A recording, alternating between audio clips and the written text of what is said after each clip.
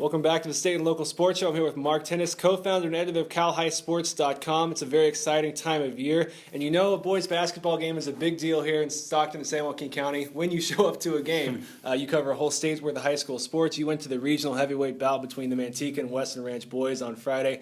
Western Ranch prevailed 72-68. Their senior point guard, Jalen Ragsdale, a quiet first half, goes off for 28 in the second half, 21 in the fourth quarter, and as you mentioned to me, the final 10 points of the game, a huge performance for him. What were your lingering thoughts after watching those two regional heavies kind of do battle on Friday? My thoughts were that they both could go a long way in the postseason in their respective divisions, and I think the coach was telling me after the game that if Western Ranch doesn't win the league, they would go Division 4, and Manteca would then be 3. And either way, if they're both in 3 or one's in 3 and one's in 4, they're very, very good. I think the first question is, are they as good as last year's Sierra team from the same league that won the Sac Joaquin Section Division 3 title?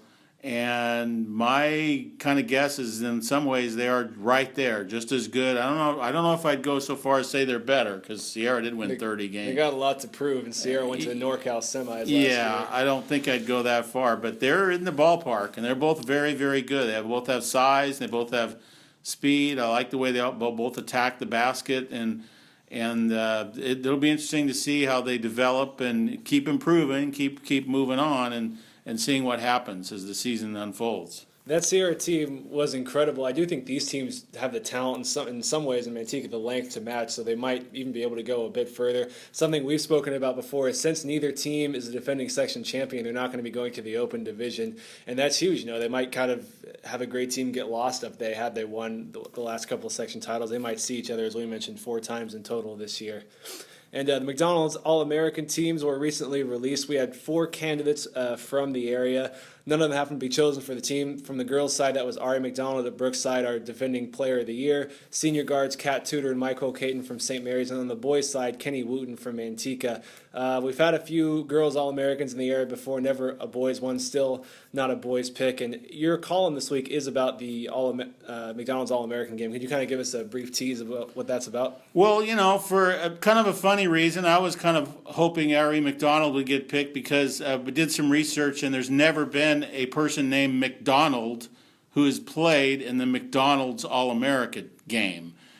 She didn't make it, and it's kind of too bad, but that's what I was kind of selfishly hoping for humorous reasons.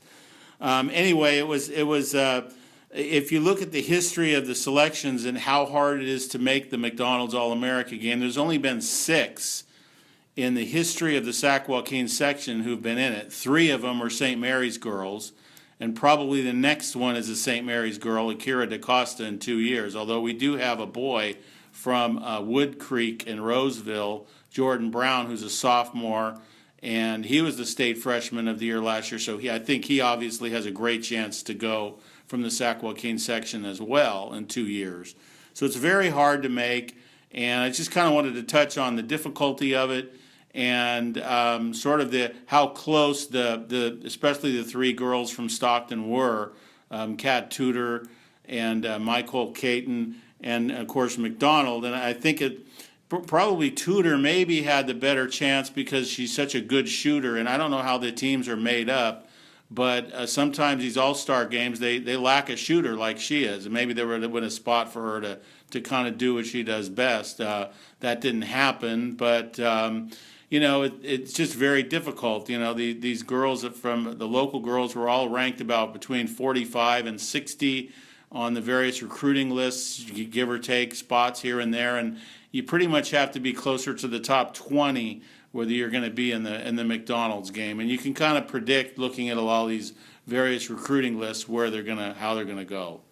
You know, a couple hours, I believe, maybe even less after we did our last podcast, Cal High Sports released its state Mr. Football of the Year. That was Najee Harris from Antioch, an incredible junior season. If you could tell me a bit about the selection process for him, and as you mentioned to me before we recorded this, we don't cover Antioch here, but it's about an hour's drive, which is the same distance as the motherload schools we cover, like a Calaveras or a Bret Hart or someone like that. Yes, Antioch is basically an hour's drive from Stockton, and you can go an hour up into the foothills to some of the games up there. But if you were to go the other direction next year and check out an Antioch game, you will see the most amazing running back that I've ever seen in my years of covering California football. Who's verbally committed to Alabama, He's right? verbally committed to Alabama. Not a bad place to go. No, he wears number 2. He's got the hair coming out of his helmet just like Derrick Henry does. But he's got the moves of a much smaller player. And one of the reasons he was Mr. Football is because most of the people in the Bay Area who've seen him play and have followed him have picked him as the Bay Area Player of the Year over some other very good candidates, especially the ones from De La Salle, like a player like Antoine Custer, who is De La Salle's #1 Player of the Year candidate, played both ways. They won the state final again. He had a big game in the state final against Centennial with a long touchdown run and had a couple big hits on defense. But Najee was pretty much unanimous in being ahead of Custer by everybody I talked to. And he's better than the running back at Corona Centennial, who was probably the top guy in Southern California. And, his numbers, he led the state in scoring for the regular season. And just a combination of what he's done at Antioch and just what he's done, over this first 2 years of his career. I mean, he's still a junior. We still have another year of Najee Harris to follow, which is going to be incredible.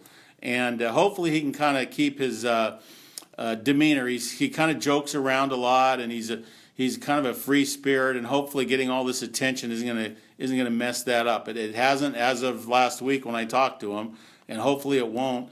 And he can maintain his free spirit and he's just a great kid and a great player, and we'll see what happens. And that's kind of how it all unfolded.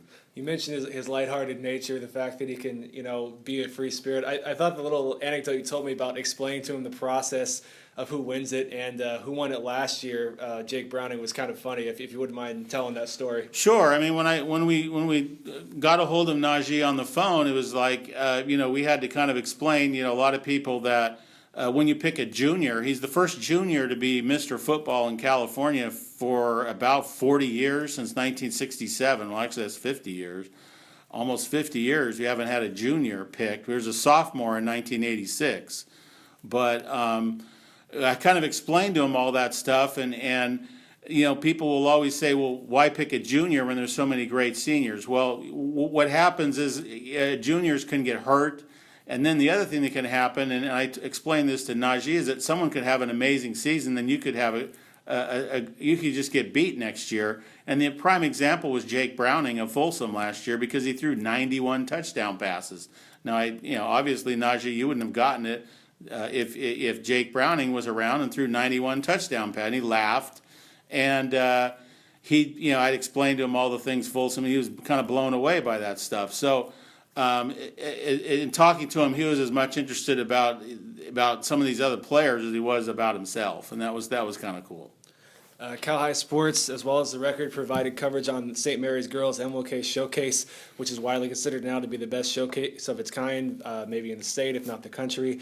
And, St. Mary's handled its business. On Saturday, Brookside Christian beat Lincoln, which, at least for us, swapped them up to number 2 in our girls' power rankings. They have some key transfers coming in now. They're getting better. They have Shailene Stark, who is a guard from McNair.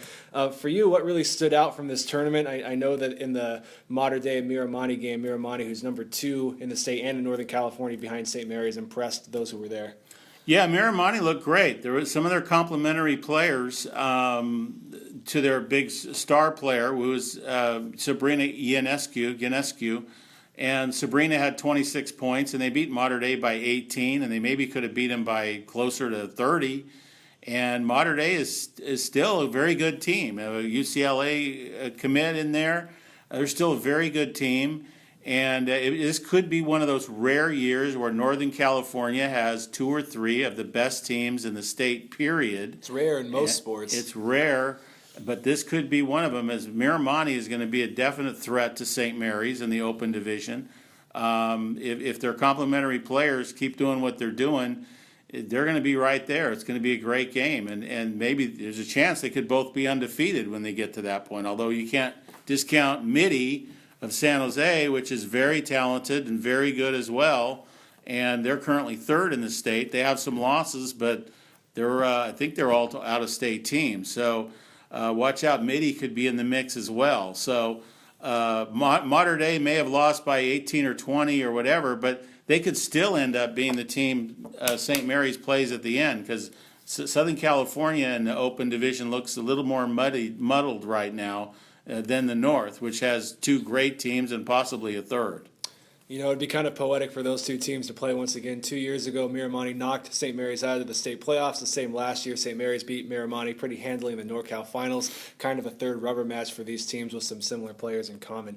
Thanks for joining us as always. You know, CaliSports.com, the Goalie Club membership for state record books, rankings, all of the insider content, less than $20 a year, less than $2 a month. And thanks again for joining us, Mark. Thanks, Thomas. Always great.